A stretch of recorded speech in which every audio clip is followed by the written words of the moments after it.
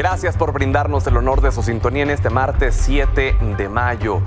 Día 67 de las campañas presidenciales. Hoy desde Campeche, Claudia Sheinbaum anunció que cerrará su campaña electoral en la Ciudad de México, aunque dijo que la fecha y hora está por definir a más tardar la próxima semana. Después encabezó un mitin en Yucatán donde habló sobre su propuesta para apoyar a las mujeres mayores de 60 años. Mientras que Xóchitl Gálvez presentó su estrategia de seguridad blindar nacional que establecerá un modelo de política criminal. Más tarde, al reunirse con miembros de Concamín, afirmó que la 4T se le quemó el arroz por subirle el fuego antes de tiempo. También se comprometió a que su gobierno será una caja de cristal para garantizar participación en licitaciones públicas. Sobre Jorge Álvarez Maínez, tras visitar la Universidad Panamericana de Guadalajara, calificó de ilegal, deshonesto y una traición la participación de Xóchitl Gálvez en la Marcha por la Democracia convocada para el 19 de mayo. Además, criticó que la postura de la oposición ya no se trata de ganar la presidencia, sino de garantizar posiciones plurinominales.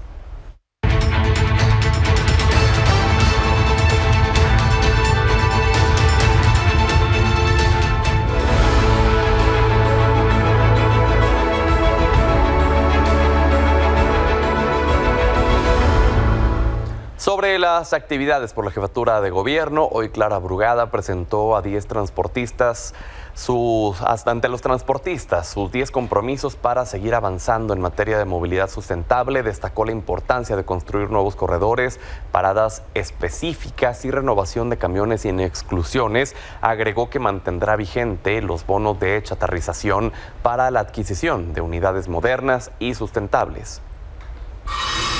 Santiago Taboada reveló que el gobierno capitalino le ofreció seguridad para protegerlo durante su campaña. Sin embargo, dijo que rechazó la propuesta al asegurar que en realidad lo que buscan es espiarlo.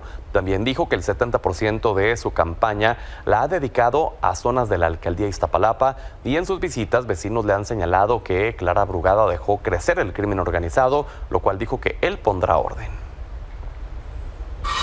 Salomón Chertorivsky participó en el foro Diálogos por la Infraestructura de México. Ahí el candidato aseguró que el Colegio de Ingenieros Civiles será pieza fundamental en los proyectos que desarrollará su administración en caso de ganar la jefatura de gobierno. También habló sobre sus planes para la ampliación de las líneas del metro, la rehabilitación de la red hídrica y el desarrollo de la zona oriente de la capital. Siguiendo con temas electorales, para el próximo 2 de junio, millones de mexicanos saldrán a las urnas, pero analicemos cuáles son los tipos de votantes, su impacto en los resultados, cuáles son los que todavía están indecisos, y para ello le agradezco a Patricio Morelos y Héctor Zuno, ambos son analistas políticos, que estén con nosotros en el estudio. Bienvenidos. Hola Pedro, gracias. Hola Pedro, muchas gracias por la invitación. A ver, Pato, comencemos con el voto duro y el voto cambiante. ¿Qué datos tienes sobre esto? Bueno, a ver, se habla mucho siempre en elecciones sobre el tipo de votantes y se repite mucho el concepto del voto duro, y es este voto que nunca cambia de opinión, un voto que se mantiene bastante fiel, pero lo que casi nunca se platica es, bueno, cuántos son, dónde están, qué personalidad tienen, y creo que hay que ir con algunos datos. Hay poco más de 90 millones de votantes, eso es un dato muy importante, participa más o menos el 60% en una elección presidencial, y hoy se habla de un votante en específico, que es el voto joven.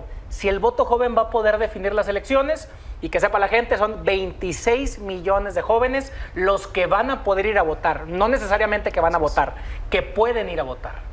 Así es, como lo podemos ver ahorita en pantalla, de 18 a 29 son 26 millones, pero se espera, lo que platicábamos un poquito, es que si se sigue sosteniendo la tendencia de participación en una elección presidencial, va a ir cerca de un 60% de la población a votar. ¿De los jóvenes? En general, y tradicionalmente el joven, y por eso concuerdo con Patricio, ha ido a votar un poco menos que deciles, nosotros le llamamos deciles poblacionales de más edad. Tradicionalmente el adulto mayor, ¿verdad?, suele ser el que más sale a votar, pero viéndolo en pantalla son 13 millones, ¿verdad?, contra 26 de jóvenes. Entonces, a pesar de que el adulto mayor salga a votar más, en cantidad los jóvenes son... Pues es el doble, ¿no? El doble. Pero aquí el tema es la participación de los jóvenes, si realmente hay la acción de salir a votar, porque hemos ido viendo, Héctor, Patricio, en redes, mucho involucramiento de los jóvenes, pero de eso a que efectivamente lo concreten en la urna, pues ya es otra cosa. Y fíjate, Pedro, que más que el voto juvenil es el comportamiento del voto juvenil. ¿Por qué? Porque muchas veces los analistas, los comentaristas dicen, es que todos los adultos mayores van a votar de una manera, y es que todos los jóvenes van a ir a votar de una manera. Y yo no estoy tan convencido de ello, ¿no?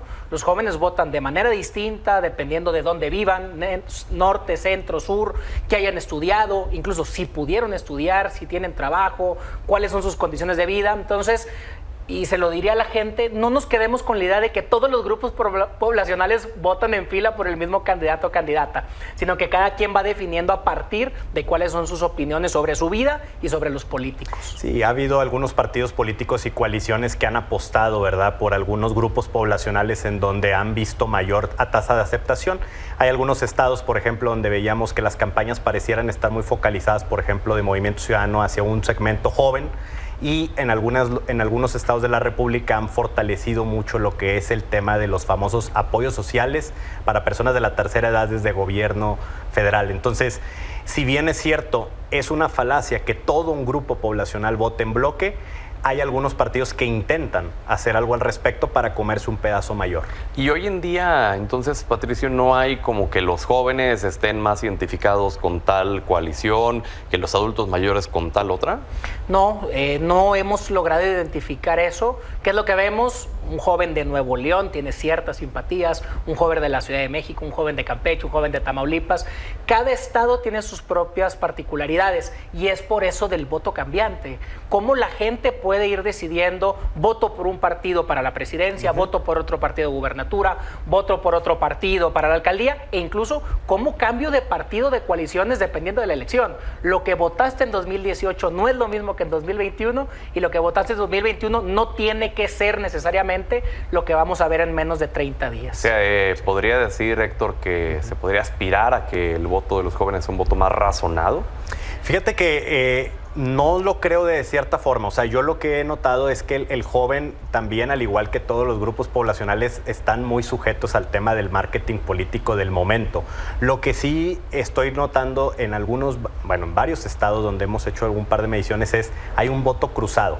Es decir, en esta elección también hay otra gran falacia, que es decir, que todo el grupo poblacional va a votar. Si vota Claudia Sheinbaum, va a votar diputado, va a votar por senador y va a votar alcalde. Eso no está sucediendo. La gente sí está empezando a votar por las personas más que en otras elecciones. Y, por ejemplo, los debates, Patricio, ¿sí pueden hacerle definir al votante que está indeciso por quién ir? Lo que hemos visto es que la gran mayoría de la gente ya definió su voto. Cuando preguntas quién ganó el debate, pues ganó el candidato o la candidata de tu preferencia. Sin embargo, sí hay un segmento que es pequeño, que sí aprovecha el debate y el postdebate para ver qué propuestas, qué perfil, cómo se comportaron, si atacaron, si dieron proyectos de nación, como para poder definir su voto. Sin embargo, lo que hemos visto, y lo dicen muchos estudios, es que los debates no cambian necesariamente las tendencias de manera mayoritaria. Y suelen reafirmar, por ejemplo, algo que se platicaba mucho en las semanas es, oye, ¿cómo le va a Xóchitl? Pues pareciera ser que su discurso le gusta mucho a la base de simpatizantes de Xóchitl, pero no logra permear a lo mejor en otras bases como las de Claudia Sheinbaum o Álvarez Maínez. Entonces, efectivamente los debates ayudan a consolidar a tu base. Es difícil mover a indecisos, pero se tiene que intentar. Se tiene que intentar. Mucho también está en el famoso postdebate. Oye, y justo ese tema ahí, ¿cuál es la relevancia del postdebate? Creo que lo es todo. Yo creo que si hiciéramos totalmente un análisis de cuánta gente vio en vivo el debate, en realidad son muy pocos para casi 100 millones de votantes. ¿Con qué si se quedan? Con lo que ven al otro día en medios, lo que ven en redes. ¿Y qué difunden los candidatos y partidos? Las cápsulas donde mejor lo hicieron y las cápsulas donde peor lo hicieron sus adversarios. Entonces, a partir de ahí es donde analizamos el debate. Lo analizamos en mesas de análisis, en columnas.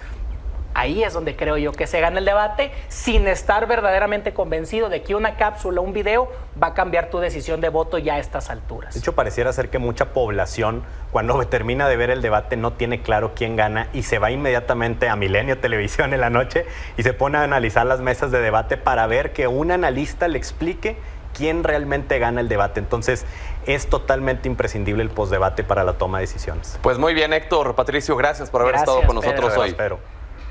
Vamos a cambiar de información luego de que ayer los 32 gobernadores del país enviaron una carta a la ministra presidenta de la Suprema Corte, a Norma Piña, para pedir que no se elimine la prisión preventiva. Esta mañana el presidente López Obrador respaldó esta petición, mencionó que es necesario que el máximo tribunal recapacite y entre en razón, pues de lo contrario significará la impunidad de jueces, magistrados y ministros. Además, consideró que se deben tomar medidas porque han actuado de forma irresponsable, liberando delincuentes.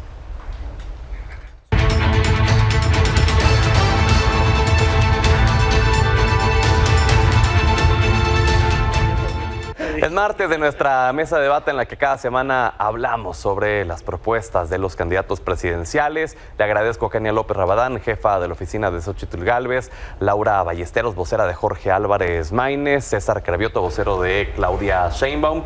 Bienvenidas, bienvenidos. Hola, buenas noches. Buenas noches al auditorio. Pues ya escucharon que las mesas de debate sí sirven. No, lo que decían ellos es que las mesas de debate es lo que la gente termina viendo para orientar hacia quién ganó el debate. Entonces sí sirve y mucho. Aquí nos jugamos. Eso es todo. Bueno, y hablando de debates, en el tercer debate presidencial, el último ya, los temas van a ser política social, inseguridad y crimen organizado, migración y política exterior. Y el último es democracia, pluralismo y división de poderes. Y este último punto, la división de poderes, me parece que es muy interesante para que la gente pueda conocer qué es lo que están proponiendo en este sentido. Pero por favor partamos de primero hacer un análisis de cómo está la división de poderes en México hoy en día. Laura, adelante. Claro que sí. Oye, bueno, primero empezar saludándoles, nos da mucho gusto verles. En 8 semanas de campaña, siendo la única campaña que empezó en los tiempos establecidos, que cumplió con la norma y que no ha sido una campaña ilegal como las otras dos, Maínez ha subido 14 puntos en las encuestas. Y esto hay que agradecérselo a ustedes porque solamente las nuevas generaciones, la gente que está buscando una tercera vía en el país, lo está haciendo posible. Y de verdad que nos da mucho gusto que esté en esta mesa una tercera alternativa en la boleta para el país. La división de poderes, hablando de 3, este número que nos parece importante también recordar. Místico, sí, cabalístico. A ver, el país ha tenido en los últimos años, sin duda, retos muy importantes para poder proteger la división de poderes. Por supuesto que también el equilibrio entre los mismos y cómo podemos hacer de esto todavía un fortalecimiento mayor. Sí creemos que el Congreso Plural garantiza el equilibrio de poderes, porque es desde ahí, desde donde también se tiene que proteger estos equilibrios. Sí creemos también en Movimiento Ciudadano que cualquier tentación que venga del Ejecutivo, de este gobierno y del que sea, tiene que ser frenada en cuanto a que se construye un hiperpresidencialismo, como ha estado sucediendo con estas tentaciones en esta administración, y que las facultades metaconstitucionales del presidente de la República, como las tuvieron en la época del PRI, ¿sí? Y parece que muchos en este gobierno aprendieron muy bien, queden en eso, en la historia. Entonces, la batalla por la independencia de los poderes y su equilibrio es fundamental. El Movimiento Ciudadano la va a dar, la ha dado, y no vamos a dar un solo paso atrás en ello. César. Bueno, a diferencia de otras épocas, cuando gobernaba el PRI y el PAN, hoy hay plena división de poderes, o hay plena democracia en nuestro país. Nada más hay que ver. Por ejemplo, en las épocas del PRI y el PAN, compraban los votos de los legisladores para que salieran los presupuestos anuales, para que salieran leyes muy relevantes, como todo lo que hicieron para vender los energéticos a empresas extranjeras. O sea, ¿cuál división de poderes? Hoy no se compra un solo voto de ningún legislador, hay un debate intenso, en muchas leyes podemos sacar acuerdos, en otras leyes no podemos sacar acuerdos, en propuestas de cambios a la Constitución, pues a veces salen y a veces no salen. Entonces, eso es una verdadera división de poderes. Y ahora, respecto con el Poder Judicial, nosotros creemos que se han extralimitado, porque todo lo que ha avanzado el Congreso de la Unión, las 2 cámaras, 500 diputados, 128 senadores, de repente es vetado por un juez o por un ministro de la Corte. Eso nos parece que no es correcto. Okay. O sea, que para que haya verdadera división de poderes, sí tiene que tener poder, por supuesto, el Poder Judicial para revisar la constitucionalidad de las leyes que nosotros aprobamos en las cámaras. Pero no puede ser posible que un solo ministro eche abajo el trabajo de, insisto, del Congreso de la Unión, porque pues no estamos de acuerdo con ello. Pero hay plena división de poderes y plena democracia. Hoy vemos como nunca críticas al presidente de la República, hoy vemos como nunca un trabajo de varias fuerzas políticas haciendo su labor para lo que cada uno creemos que debe ser la visión de México. Nosotros decimos qué bueno que hay un tercer candidato, no creemos que no haya un tercer candidato, qué bueno que está Maínez, qué bueno que está Movimiento Ciudadano y qué bueno que existe también el PRI, el PAN y el PRD. Siempre es bueno tener la referencia para que no se le olvide al pueblo de México ese pasado terrible de estos gobiernos priistas y panistas. Genial. Bueno, sin lugar a dudas, Xóchitl Gálvez ganó el segundo debate y Xóchitl Gálvez ganará el tercer debate. ¿Cuáles son los temas que se van a tratar en este tercer debate? Democracia, seguridad pública, división de poderes. ¿Qué va a decir la señora Corcholata sobre seguridad pública si tienen al país ensangrentado?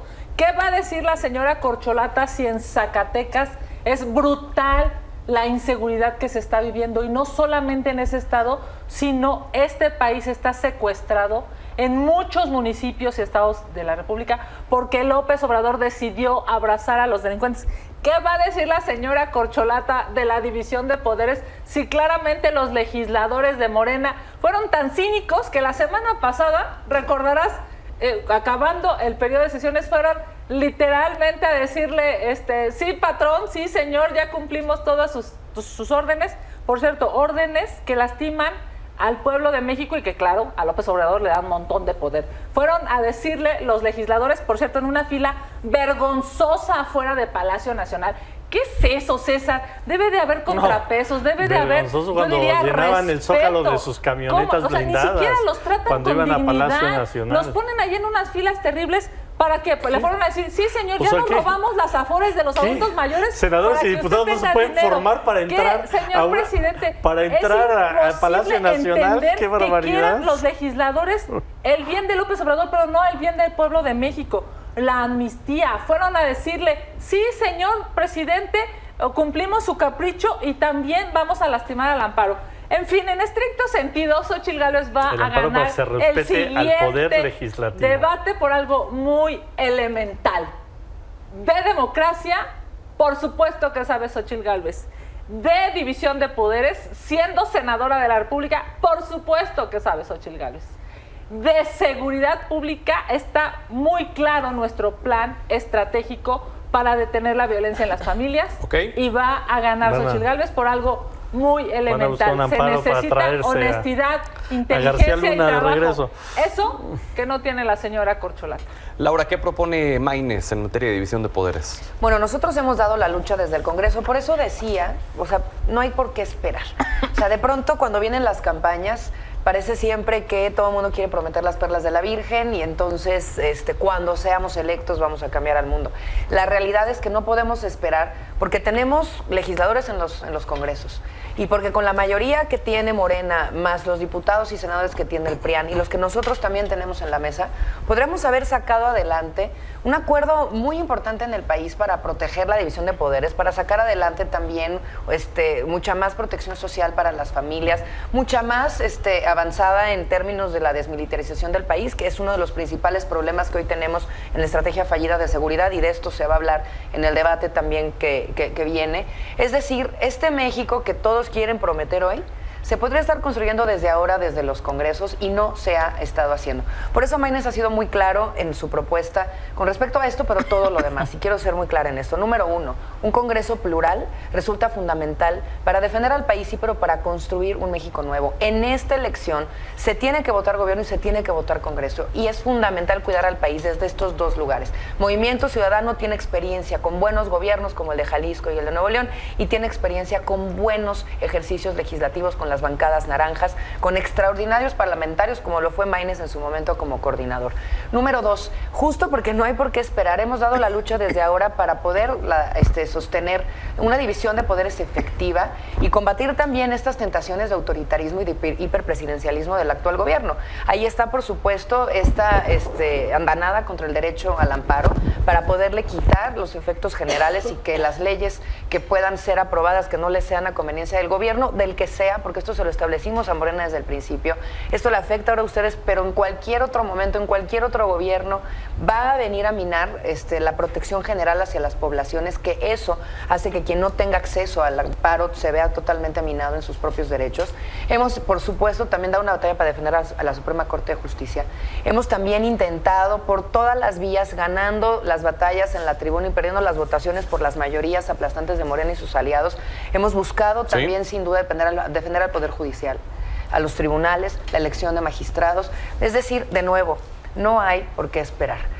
Todavía con el Congreso que se tiene hoy se pueden hacer muchas reformas para que a México le vaya bien, y es de extrañarse que se estén esperando, como siempre, a que venga un cambio de gobierno, esperando que les vaya a favorecer. César, ¿qué propone Claudia Sheinbaum? Bueno, Claudia Sheinbaum primero está invitando a las y los mexicanos para que este 2 de junio votemos parejo por Morena, para que logremos el plan C. ¿Qué significa el plan C?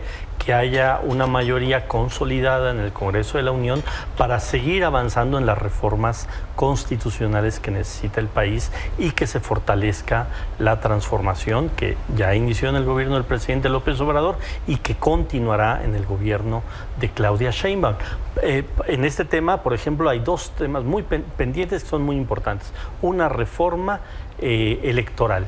¿Para qué una reforma electoral? Y para que todos nos escuchen. ¿Qué queremos? ¿Seguir derrochando recursos multimillonarios para las burocracias de los partidos, o que ese dinero se vaya para obra pública, para proyectos sociales, para inversión? Por ejemplo, ¿qué decimos? En lugar de que haya 500 diputados, 300 diputados. En lugar de que haya 120 senadores, que haya 96 senadores. En lugar de que los partidos políticos reciban carretadas de dinero, pues que reciban menos, solo cuando haya procesos electorales. ¿Qué más dice esta reforma constitucional que queremos sacar? Y por eso necesitamos el plan C, que también se reduzcan tantos tribunales electorales en tantos estados y las salas intermedias y después la sala superior. ¿Para qué tenemos tanta burocracia? Entonces la gente tiene que decidir, y parte de lo que va a decidir el 2 de junio no solo es decir la regresión con el PRI y el PAN, o que continúe la transformación por parte de Morena, o la otra alternativa que hay aquí con Movimiento Naranja, es también qué queremos en el Congreso de la Unión. Y la otra gran reforma que está impulsando Claudia Sheinbaum es la gran reforma que se necesita al Poder Judicial. Todos hemos visto cómo, por ejemplo, la semana pasada liberan a uno de los narcos más importantes de este país, del cártel Jalisco Nueva Generación, y con puras argucias jurídicas, en lugar de verdaderamente hacer una transformación para el Poder Judicial, porque lo están politizando. Todos estos años dijeron, es que Morena quiere intervenir el Poder Judicial. No queremos intervenir el Poder Judicial, que el Poder Judicial siga igual de libre como hasta ahora, pero sí queremos que el Poder Judicial no libere delincuentes, porque eso ya no es político, eso ya tiene que ver con el dolor de la gente. Si liberan a secuestradores, si liberan a narcotraficantes, si liberan a abusadores de menores, sí, que eso lo hemos visto en los últimos meses de manera más contundente, pues se requiere una buena reforma al Poder Judicial. Entonces, claro, sí, tiene pendiente esas dos reformas, y por eso estamos pidiendo el voto parejo para Morena el 2 de junio para lograr que se consolide la transformación del país y que le ayuden a Claudia Sheinbaum en el ejercicio del gobierno. ¿Qué propone Xóchitl Gálvez, Kenia? Sin lugar a dudas es muy claro. Para nosotros la ley sí es la ley. Se necesita un país en donde si alguien se atreve a tocarte, a violarte, a matarte, sea esa persona que se atreve a hacerlo castigado, sancionado. Por supuesto que necesitamos fortalecer al Poder Judicial, no lastimarlo, no minarlo, no ofenderlo como le encanta hacer a López Obrador desde Palacio Nacional. Necesitamos un poder judicial fuerte. Ministros, no matraqueros, esos que le gustan a la señora Sheinbaum, no. Ministros que pongan por delante la Constitución, que no se quiten la toga para ponerse un chaleco guinda, que es una vergüenza lo que está sucediendo con el exministro Saldívar, ahora ministro matraquero. Es claro que necesitamos darle más poder a los ciudadanos y menos poder al gobierno. Mira, hoy estilo Milei, Morena es la lógica de Milei. Morena nuevamente en sus redes sociales vuelve a mentir. Es una vergüenza que en las redes institucionales de Morena le mientan a los mexicanos. ¿Por qué mienten? Porque saben que van a perder las elecciones, porque saben que Claudia Sheinbaum simple y sencillamente no levantó, porque saben que la señora Corcholata casi no el 70% y no nadie. Levantó Claudia ¿Cómo Sheinbaum? se atreven, señores de Morena, decir que se van a quitar los programas sociales? Eso no es cierto. Los programas sociales van a continuar. Los programas sociales ¿Cómo con borramos Xochitl las 20 veces Gálvez que Xochitl ha dicho lo van a contrario? continuar. ¿Cómo borramos No los te dejes videos? engañar por los señores de Morena, que ya sabemos que les encanta mentir.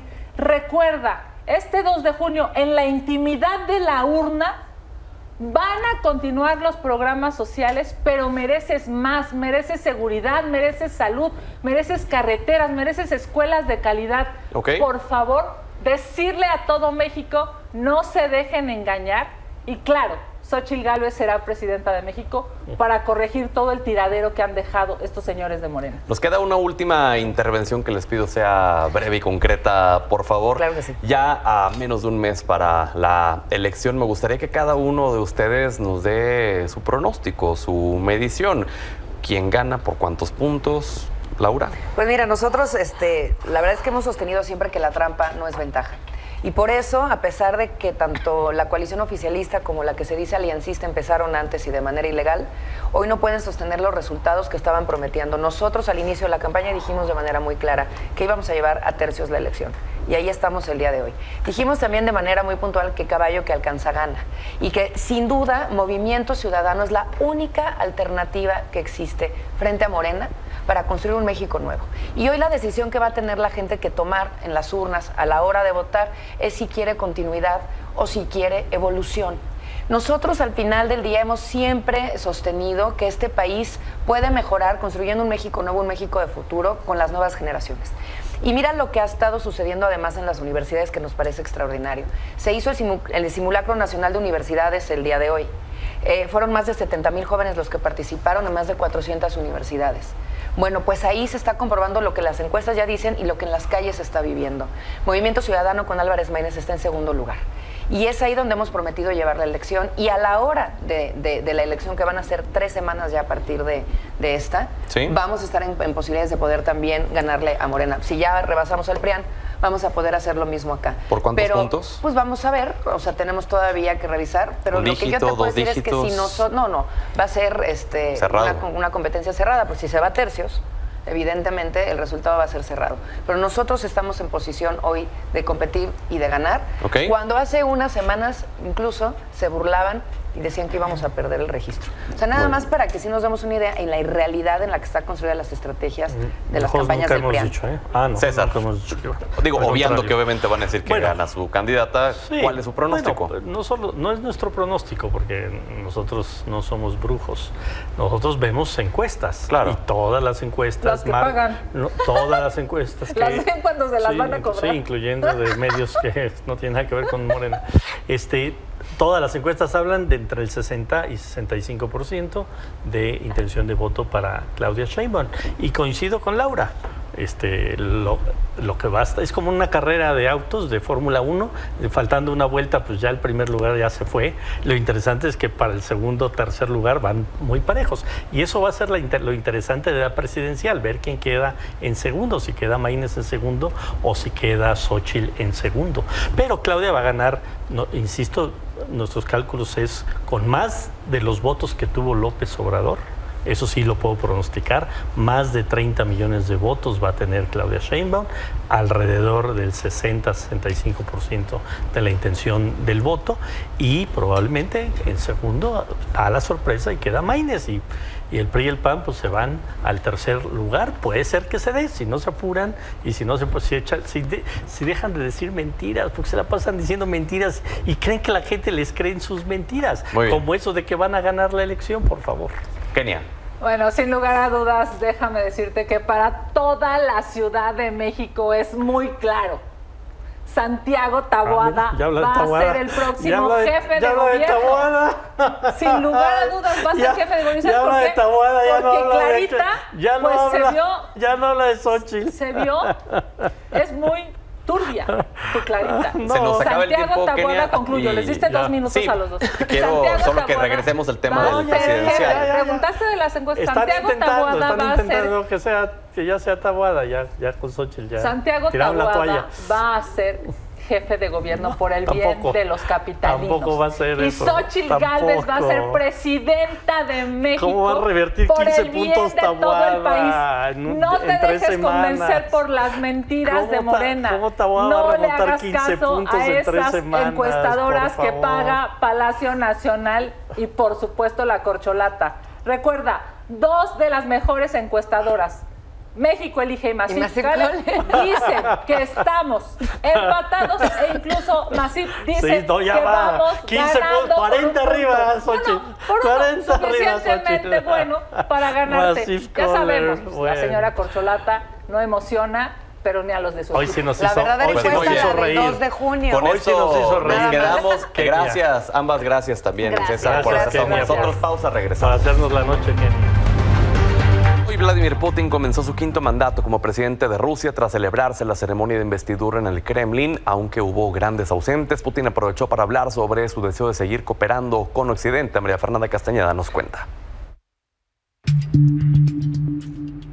Клянусь при осуществлении полномочий президента Российской Федерации уважать и охранять права и свободы человека и гражданина, верно служить народу. Con la mano derecha sobre la Constitución rusa, Vladimir Putin formalizó su 5º mandato como presidente, afianzando su gobierno por 6 años más hasta 2030, luego de haber obtenido el 87% de los votos en la elección presidencial celebrada en marzo. La ceremonia se llevó a cabo frente a 2.600 invitados, cuidadosamente seleccionados en el Salón de San Andrés del Kremlin, recinto donde se coronaba a los zares. Entre los asistentes figuraban los dirigentes de las regiones de Donetsk, Lugansk, Jersón y Zaporilla, así como representantes de Estado de Francia, Grecia, Malta, Hungría y Eslovaquia. Pese a que Estados Unidos, Canadá y la mayoría de los países de la Unión Europea también fueron invitados, todos declinaron la invitación, pues no reconocen el triunfo de Putin y muestran su apoyo a Ucrania, en medio de las crecientes tensiones por la guerra que cumplió 2 años. Aunque para algunos era tan solo un acto protocolario, para otros fue una nueva provocación del líder ruso. Y es que en redes sociales, el asesor de la oficina presidencial de Ucrania tachó a Putin de dictador y calificó la toma de posesión como una parodia de la democracia. Durante su discurso, Putin se refirió sobre la ausencia de los países de Occidente, externando su intención de seguir manteniendo relaciones diplomáticas. Además, hizo un llamado a la población rusa a sumarse a la lucha contra Ucrania, de la cual dijo obtendrán la victoria. Мы были и будем открыты к укреплению добрых отношений со всеми странами, которые видят в России надежного и честного партнера. Мы не отказываемся от диалога с западными государствами. Выбор за ними. Si en el 2030 Putin extiende su mandato por otros 6 años, significa que habría pasado más de 30 años en el poder, superando al dictador soviético Joseph Stalin, que gobernó por 29 años, y también a Catalina la Grande, emperatriz regente de Rusia durante 34 años. Para Milenio Noticias, María Fernanda Castañeda. Políticamente con Stephanie Enaro. Bienvenida, Stephanie. Hola, ¿qué tal, Pedro? Muy buenas noches, y la palabra de hoy es Privyet, porque geopolíticamente lo que está pasando en el mundo está en ruso. Y es que fíjate, mientras Putin jura este 5º mandato, pues hay tensiones en el mundo. Ya pues Francia en febrero le dijo a The Economist que no descarta enviar tropas a Ucrania. Reino Unido ha dicho que no tiene problema que pues Ucrania utilice armas británicas para defenderse de Rusia, y justamente un día antes de jurar este mandato, Vladimir Putin ha dicho que va a comenzar ejercicios militares nucleares cerca de Ucrania para estar prevenido en caso de que Occidente aumente las tensiones, al mismo tiempo que China visita Francia y Macron le dice que la ayuda a parar esta guerra, pero China dice que tienen que entender la versión rusa de los hechos. Stephanie, ¿cuáles dirías son los principales retos que enfrenta Putin en este quinto mandato? En este momento, el mayor reto que enfrenta es encontrar rutas alternativas para poder seguir enviando su petróleo a países como China, por ejemplo. Ucrania ha tenido un gran avance en sabotear estas exportaciones marítimas, pero también es reestructurar toda su cadena de suministros, sobre todo las piezas para las refinerías. Hay algunas que están funcionando en un 70, otras en un 60, y sobre todo, pues ya darse cuenta que no forma parte de Occidente, que está siendo relegada en este momento a una nación del este asiático que claramente va a tener problemas con ese tipo de naciones mientras cae a los brazos de la órbita china. Muy bien, y entonces diríamos que China sería el mejor aliado en este momento para Putin. Es su mejor aliado, es su mejor vecino, y es la principal razón por la que la economía de Rusia no ha sucumbido ante las sanciones occidentales. Pero hay que dejar muy claro lo que está pasando. Pedro, le pide Macron, el presidente de Francia, a Xi Jinping que ayude a acabar con esta guerra, y aquí China se posicionaría ya como una potencia hegemónica, porque lograría posicionarse como un gran negociador de paz, y eso es algo que a Estados Unidos le está faltando muchísimo, no solo en este lado del mundo, sino también en Medio Oriente. Entraría entonces en este rubro ya China. Stephanie, como siempre es un gusto poder platicar contigo. ¿Te parece si seguimos hablando la siguiente semana? Geopolíticamente de acuerdo, Pedro. Nos vemos el martes. Gracias. Vamos a la pausa y ya regresamos.